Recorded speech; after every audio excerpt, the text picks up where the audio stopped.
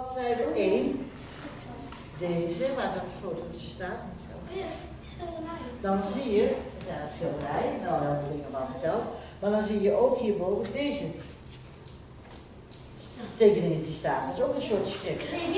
Dit is altijd dat is Egyptisch. En hoe heet die tekentjes die er dan staan? Dag Christel. Hoe heet die tekentjes die er dan staan? In de zomer bleef ik achter in de stad, waar het zand alleen bestond uit straten. De scheepjes droegen wielen. Bewerkt, zeker. Wat doe je ermee? Ja, bijvoorbeeld dat ze...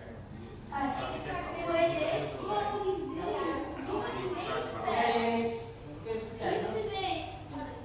Ja. Joris, ja. Oh, ja. Ja, dat is anders. Joris, die ergens mogelijk man. Weet je? Dan maar, vertel eens. Ik zie allemaal verschillende soorten letters. Zie jij letters? Nou, dan kan je goed kijken. Dan moet ik echt zeggen, heel goed zien.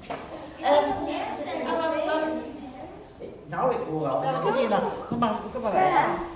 Jij gaat de N. De N, ja. En de E. Sorry, je moet onze kleur maken. Nou, wat is dit nou? Jullie vergeten de makkelijkste. En die mensen die werden ook gekregen te eten en te drinken. En deze dichter, die vonden wij erg leuk. Die maakt die heel erg mooi print. En misschien gaat de schilder daar dan wel weer ooit een schilderij van maken. Maar bijvoorbeeld het waait. Ik ben lui. Ja? Nou, het is een beetje, ik denk dat het straks is. En ja, gips. Ik merk het klei. Nou, ik zal het jullie vertellen. Het is van rubber gemaakt. Ja, rubber. En wat zien jullie als je hier opkijkt? Nog even niet aankomen. Straks mag dat wel, maar nu even nog niet. Wat zie je als je kijkt? Mag ik even wat? Kijk eens, wat zie je? Zie je iets staan of zie je...